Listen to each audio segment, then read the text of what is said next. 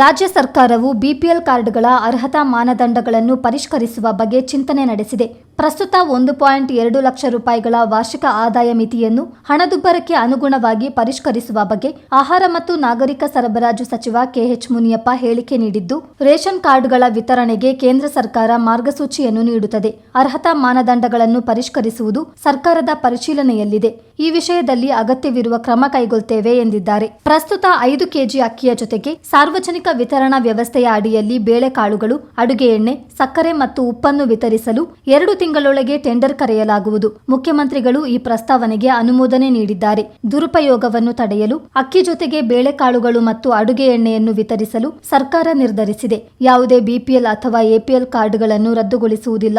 ಆದರೆ ಅನರ್ಹ BPL card ಹೊಂದಿರುವವರಿಗೆ ಎಪಿಎಲ್ ಕಾರ್ಡ್ಗಳನ್ನು ನೀಡಲಾಗುವುದು ಎಂದು ಸಚಿವರು ಸ್ಪಷ್ಟಪಡಿಸಿದ್ದಾರೆ. ಅನರ್ಹ ಬಿಪಿಎಲ್ ಫಲಾನುಭವಿಗಳನ್ನು ತೆಗೆದುಹಾಕುವ ಪ್ರಕ್ರಿಯೆ ಪೂರ್ಣಗೊಂಡ ನಂತರ ಹೊಸ ರೇಷನ್ ಕಾರ್ಡ್ಗಳಿಗಾಗಿ ಅರ್ಜಿಗಳನ್ನು ಆಹ್ವಾನಿಸಲಾಗುತ್ತದೆ. One nation one ration card ಯೋಜನೆಯ ಅಡಿಯಲ್ಲಿ ಬರುವ ಫಲಾನುಭವಿಗಳಿಗೆ ರೇಷನ್ ಕಾರ್ಡ್ಗಳನ್ನು ನಿರಾಕರಿಸುವುದಿಲ್ಲವೆಂದು ಸಚಿವ ಮುನಿಯಪ್ಪ ಭರವಸೆ ನೀಡಿದ್ದಾರೆ.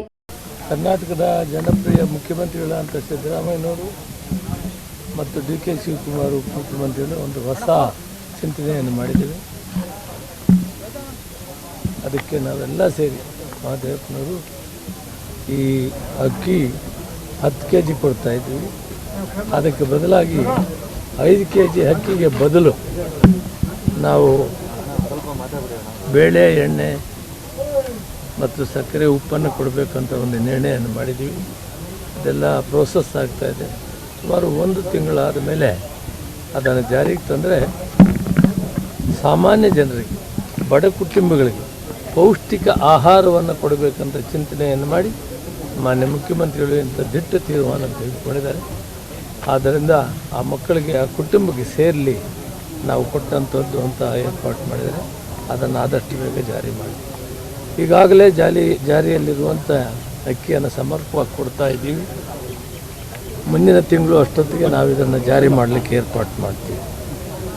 4,50,00,000 ಜನ ಕರ್ನಾಟಕ ರಾಜ್ಯದಲ್ಲಿ ಸುಮಾರು 6.5 ಕೋಟಿ ಜನ ಇದ್ದರೆ 4.25 ಕೋಟಿ ಜನ ಫಲಾನುಭವಿಗಳಿದ್ದಾರೆ. ಅವರೆಲ್ಲರಿಗೂ ಕೂಡ ಇವತ್ತು ಇದೊಂದು ಸೌಲಭ್ಯ, ಅನ್ನಭಾಗ್ಯ ಯೋಜನೆ ಯಶಸ್ವಿಯಾಗಿ ಸುಮಾರು 1,000 ಕೋಟಿಗಿಂತ ಹೆಚ್ಚಿಗೆ ಈಗಾಗಲೇ ನಾವು 1,000 ಕೋಟಿ 10,000 ಕೋಟಿ ಇರ್ಬೋದು ಈಗಾಗಲೇ ಖರ್ಚು ಮಾಡಿದ್ದೀವಿ. ಇನ್ನೂ ಕೂಡ ಪ್ರತಿ ತಿಂಗಳು ಕೂಡ ಸುಮಾರು 600 ಕೋಟಿ ರೂಪಾಯಿಗಿಂತ ಹೆಚ್ಚಿಗೆ ಖರ್ಚಾಗ್ತಾ ಇದೆ. ಗುಣಮಟ್ಟದ ಧಾನ್ಯಗಳನ್ನು ಕೊಡಬೇಕು, ಪೌಷ್ಟಿಕ ಆಹಾರವನ್ನು ಕೊಡಬೇಕನ್ನೋದು 2ನೇ ಯೋಚನೆಯನ್ನು ಮಾನ್ಯ ಮುಖ್ಯಮಂತ್ರಿಗಳು ಮಾಡಿದ್ದಾರೆ. ಅದರಂತೆ ಕಾರ್ಯಕ್ರಮ ಶುರುವಾಗಿದೆ. ಆದಷ್ಟು ಬೇಗ ಪೌಷ್ಟಿಕ ಆಹಾರವನ್ನು ಈ ಬಡ ಕುಟುಂಬಗಳಿಗೆ, ಬಿಲೋ ಪಾವರ್ಟಿ ಲೈನ್ ಇರೋರಿಗೆ ಇದನ್ನು ಮುಟ್ಟಿಸುವಂಥ ಕಾರ್ಯಕ್ರಮವನ್ನು ಸರ್ಕಾರ ಮಾಡ್ತಾರೆ.